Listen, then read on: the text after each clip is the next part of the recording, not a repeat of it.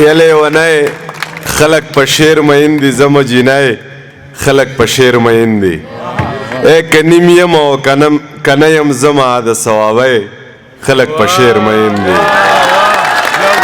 که نیم یم او کنه یم زما د ثوابی خلق په شعر مین دي ته دوا وکوه هیڅ غم مه کوه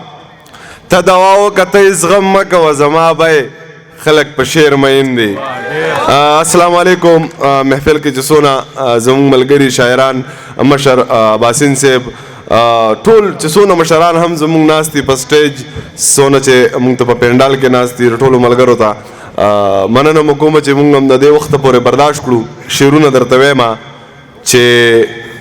زمانه کې یو زر ځله نفرت وکړي سړی زه نه کوم که هر څومره بغاوت وکړي سړی رشته چې په آسمان مان خدای نه وي جوړه کړي یار نشته که هر څومره محبت وکړي سړی که سپین دی او که تور دی که غریب دی که مالدار دی پکار دی چې د هر سړي عزت وکړي سړی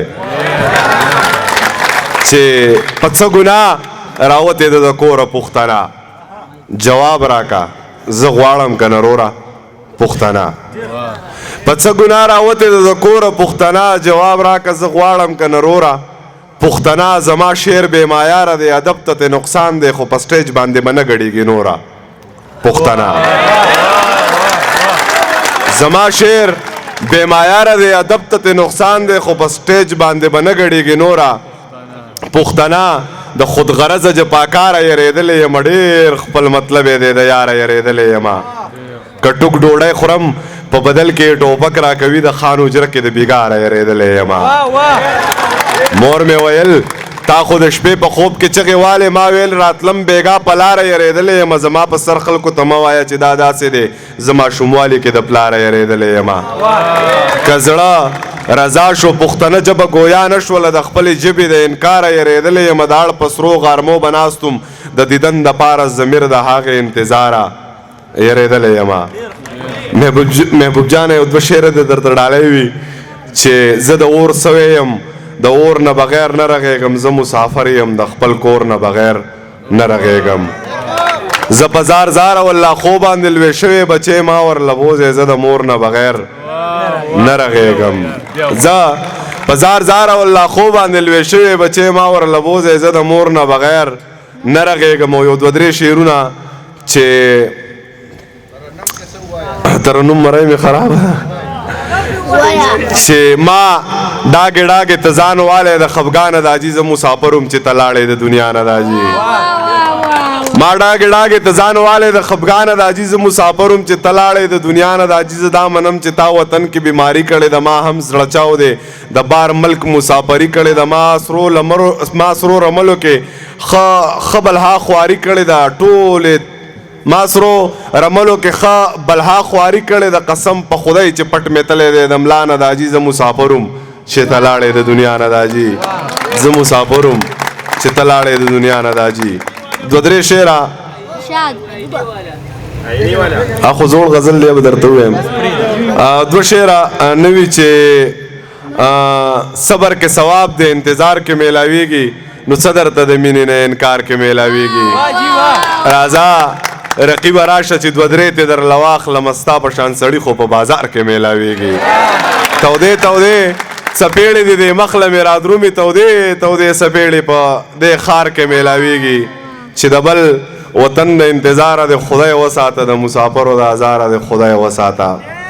که د چا مور مړه وي الله دې جنتونه ورکړي مور زما د زړه د پاره د خدای وساته که د چا مور مړه وي الله دې جنتونه ورکړي مور زما د زړه د پاره د خدای وساته بچي نوم د ویزې ماخله خپل سبق پوره که بچي دلته کې د کاره دی خدای وساته